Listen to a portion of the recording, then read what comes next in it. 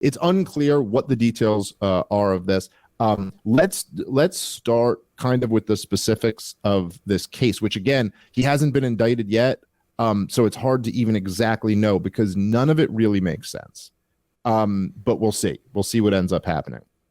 So from what we're so now Brian is just saying there's just been a report that says now they're not expecting this to happen until next week. So we'll see what happens. We really don't know.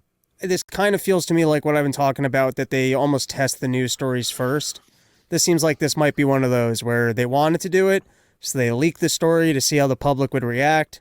They realized everyone is acknowledging that if you're arresting Trump for this, it's an admission that after 10 years of hard work, you couldn't bust him on anything else, and that this wasn't going to actually stick. So I wouldn't be surprised if they walk it back. It makes no sense. So the what the charge would be, from what's been reported, again, this isn't like officially like this is like what the prosecutors have come out and said because they haven't indicted him yet. So they haven't like made a statement on this. But what the reporting is that this is all over the hush money to Stormy Daniels. And there's a few different theories on how exactly Donald Trump could be charged for this. Of course, Donald Trump had a lawyer pay off Stormy Daniels to shut up about them having an affair. Stormy Daniels, of course, did not shut up and told everyone, which does seem like you should give the money back. Anyway, but so the claim that many have made is that this constitutes a violation of campaign finance laws. Now, I just want to say I'm no lawyer, but this is an astoundingly weak claim. Like, it's just incredibly weak. There was actually a case, there's precedent for this, where they tried to they tried to indict what's his name? God damn it, I'm blanking on his freaking name.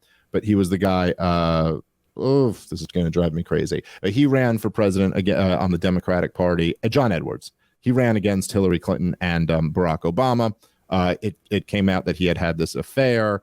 He had given her money, and they tried to claim basically like, well, the argument is that this was going to damage your campaign if this came out. And so you paying her off was like for PR for your campaign, and therefore it's campaign money, and you didn't report it. Therefore, it's a campaign finance violation.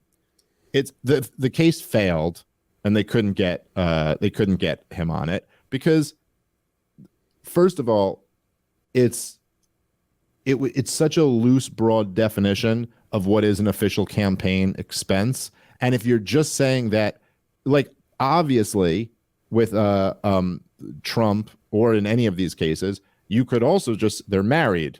You could also just say, oh, there's other reasons why I'd want this to not come out that have nothing to do with the campaign, right? And if you're just going to say it looks bad, therefore it's a campaign expense, well, then couldn't everything that looks good be a campaign expense? Couldn't you deduce from that like anything, like, well, I gotta whatever, I gotta live in a mansion because that makes me look pretty awesome, so therefore that's a campaign expense. Like, it really doesn't make any sense. But the other major issue is that that's a federal offense. That would have nothing to do with the district here in Manhattan. So all of this speculation to me seems to make no sense. Like, they couldn't charge him for campaign finance violations. And anyway, even if this was true, it's like, these are the type of things that result in a slap on the wrist, usually, unless you're Dinesh D'Souza, in which case they want to like put you in jail. They usually don't. People don't go to jail for this stuff. So it's just, maybe there's something else that he's going to be charged with that they haven't like let leak out yet that we don't know. It does seem like there's no question it's going to be something that, at least from a court of public opinion standpoint, obviously there's the people who hate Donald Trump and the people who love Donald Trump who probably won't be swayed either way. But it does seem like it's going to be something pretty weak. Like, it's funny to go these years. He's a puppet of Vladimir Putin who conspired to steal our election. And then they're like, what'd you get him for? And like, campaign finance violation. It's not going to pack the punch that they want it to. So yeah, beyond that, I don't know what the specifics exactly will be if he's charged, but it doesn't make any sense. Of course, the reporting was also that it was a misdemeanor, that the DA here like marked up to a felony. It all seems pretty shady. And some of the I've heard from some liberals. I've heard two things. One is claims that, well, at least we're finally getting rid of the guy. And you're so foolish if you're going to champion political prisoners just because the system doesn't like the guy. That's not a system that we want to live in. So first you guys claim that he was a Russian asset, then you claim he's got nuclear materials, then you claim he overturns the election, and then you bust him on a $130,000 hush money payment to, this feels like when OJ got busted for stealing his own stuff, which Norm Macdonald had a great joke about. But it's like, I don't, this should not be the thing that he gets busted for. And if he does, then we have a problem. That's being a political prisoner. Like, and are you really admitting that there wasn't a single other thing that this guy really did after 12 years? This is you're basically, if anything, validating that Donald Trump is actually a saint of a human being, that this is the only thing that you can get him on after a concerted effort for 12 years. And of course, in a sense, that's not true. I mean, there are lots of crimes that Donald Trump has committed, much like all of the presidents. We could go through like all the presidents and the crimes that they've committed. Maybe we'll do that. That could be fun.